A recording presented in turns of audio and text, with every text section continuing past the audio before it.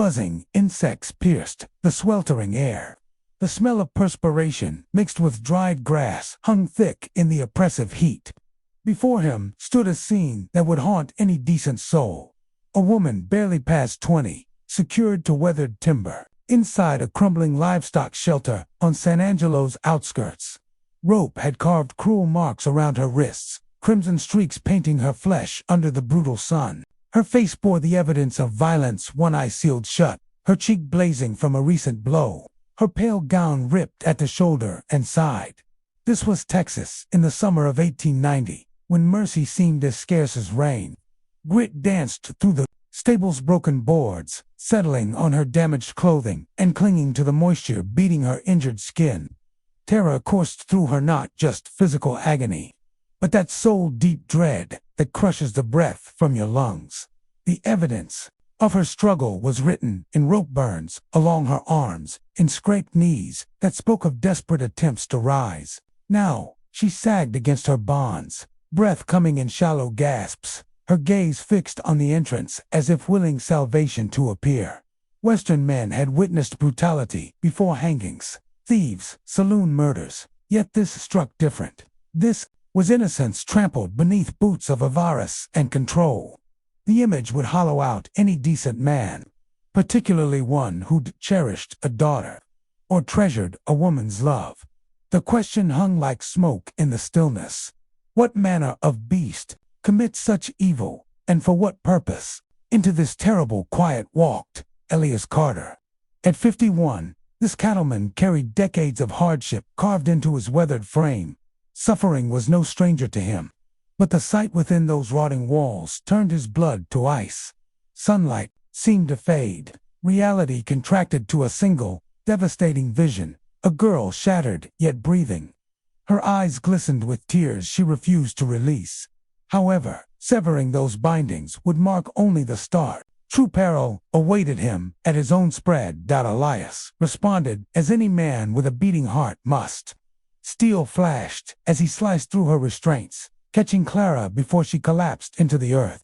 Her form shook like a newborn calf, skin burning from the relentless Texas furnace. He lifted her from that wretched place, settling her gently across his mount, then pointed toward home. Each hoofbeat carried weight beyond the girl's slight frame. Elias sensed trouble gathering like storm clouds, and he understood the cost. Twilight painted the sky ember red by the time they reached his property. Inside his modest dwelling, scents of burning wood and worn leather embraced them. He eased her into a chair and fetched water from the outdoor pump. She drank desperately, each gulp deliberate, her lips quaking against the metal cup. Finally, words came. She spoke her name, Clara Hayes. Her father owned vast, fertile land up in Wichita County territory that had captured the attention of a man called Grayson. Grayson possessed wealth and wrath in equal measure. He believed currency purchased everything.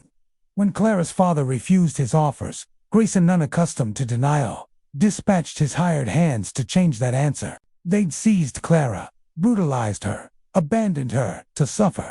She wasn't their ultimate prize.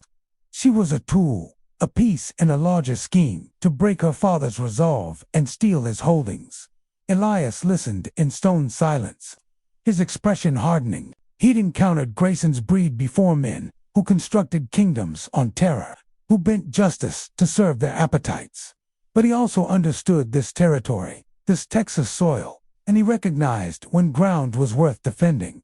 The image of Clara's father brought to his knees, with Clara used as leverage, sickened him to his core. Across the cabin's table, Clara's gaze found his exhaustion marked those bruised features.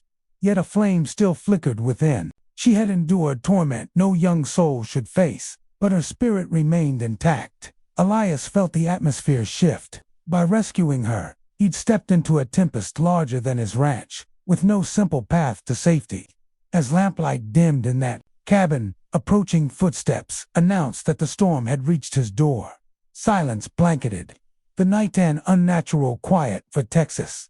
Elias knew his territory intimately. He recognized coyote calls, cattle sounds, windmill creaks. But these new sounds chilled him. Deliberate boots on dirt, someone prowling outside his home. His fingers found the aged revolver resting nearby. The door groaned open, revealing Luke, Hunley, a man whose twisted smile carried no hint of conscience. He was Grayson's creature, the type who followed orders without question, wielding fists and rope with equal skill. Clara's sharp intake told him everything. Her entire body went rigid, as if those bonds had found her again. Luke lounged in the doorway with casual arrogance, declaring he'd come to collect a girl. He spoke as if she were livestock to be retrieved. Elias rose, jaw clenched, his weapon steady in his grip. Tension stretched between them like a drawn bowstring. Then Clara shattered the moment. Her voice, though hoarse, rang clear as she warned Elias just as Luke lunged forward. That single cry gave Elias his advantage. The rancher slammed Luke against the wall. Years of ranch work transformed into raw strength. Luke struggled, but Elias pinned him until resistance faded like water into thirsty earth. When Elias searched the man, a bundle of currency spilled across the floor. Fresh bills bearing Wichita County bank markings, money known to flow from Grayson's coffers. Evidence that required no judge's interpretation. Clara's face drained of color. She remembered one captor's mocking words about Grayson finally claiming his prize. The puzzle pieces clicked into place. Elias stared down at Luke, who writhed like a serpent beneath his boot. The truth blazed clear. Clara had been correct. She was merely a game piece in a land seizure, reeking of greed and arrogance. That familiar fire ignited in Elias's chest. He'd lived long enough to see power corrupt men. But this was personal. This was his ranch, his soil, his sanctuary, now bound to this young woman's fate. If you want to ride deeper into this maelstrom with us, press that subscribe button so you won't miss the moment when Grayson himself emerges from the shadows. Dawn crept across the Texas flatlands like spilled blood. Elias hadn't closed his eyes. He maintained vigil by the window, rifle across his lap, watching where earth met sky. Clara rested fitfully in the fireside chair, pale but undefeated. The dark hours had brought no peace, only the crushing certainty that greater danger approached. Then he heard it. Hoofbeats, not a single mount, but multiple riders, the sound rolling like distant thunder. Elias stood and peered out. 3 horsemen advanced toward his property, their silhouettes growing with each stride. Each carried the swagger that comes from knowing others cower before them. Clara started awake as Elias loaded his rifle. She whispered his name, voice tight with dread, but words weren't necessary. Both understood this confrontation was inevitable. The riders dismounted in a dust cloud, boots grinding against parched earth. They carried torches and kerosene container stools that could reduce a ranch to cinders in moments. One bellowed for Elias to surrender the girl. This wasn't a request. This was an ultimatum.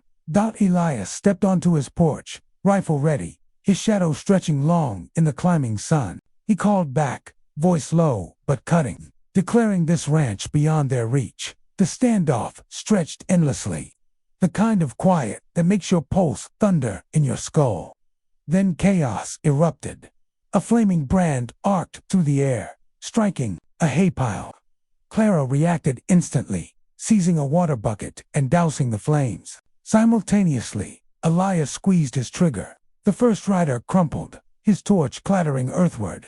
The second charged forward, pistol drawn. But Elias pivoted and fired again. The third sought shelter, only to cry out when Clara hurled a wooden post at his mount, sending the beast rearing and dumping its rider into the dirt. Combat ended as swiftly as it began. Dust clouds hung heavy. Gunpowder's acrid bite filled the air. 2 men lay bleeding. One crawled into the brush, cursing revenge. Elias stood on his porch, breathing hard, the rifle still hot in his grasp. Clara met his eyes, chest heaving, her gaze bright not with terror, but with something profound. While gunsmoke lingered, news of the battle was already racing toward town, straight to the man who'd orchestrated it all. When Elias dragged Luke Hanley and the wounded men into the settlement, rumors spread like prairie fire. Citizens gathered in the streets, eyes sharp and voices hushed, when the sheriff examined the bills bearing Grayson's banking seal. and heard Luke curse his master's name in fury. The final barrier of silence shattered. People who'd remained voiceless for years suddenly found their courage. A merchant stepped forward, describing how Grayson had crushed him with impossible debts. A widow cried out how Grayson's men had stolen her property. The floodgates opened. By midday, the entire town had shed its fear. They marched as one to Grayson's grand mansion on the hillside. He tried barricading his doors, tried hiding behind hired muscle, but fear makes a fragile shield when truth breaks free.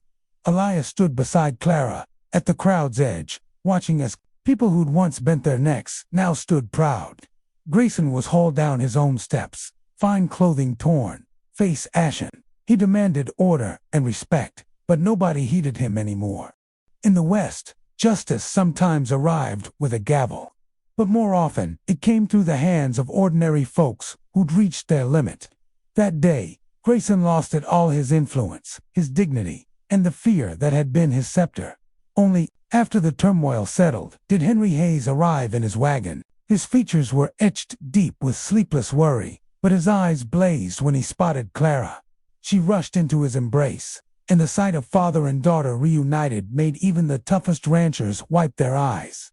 Henry clasped Elias's hand firmly, a silent acknowledgement between two men who understood sacrifice. Then Clara climbed aboard the wagon. She turned back, her gaze lingering on Elias. Those eyes held softness, filled with something beyond mere thankfulness. Elias touched his hat brim with a subtle smile.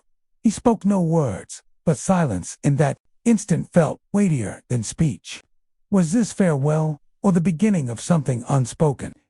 Perhaps this is a truth we should remember. Justice isn't born from riches, but from bravery. Love doesn't always thunder. Sometimes it waits in quiet moments. So I ask you, if you were Elias, would you have revealed your feelings before that wagon disappeared? If this tale moved you, show your appreciation with a like and subscribe to the channel. More stories of dust, determination, and quiet passion await just ahead.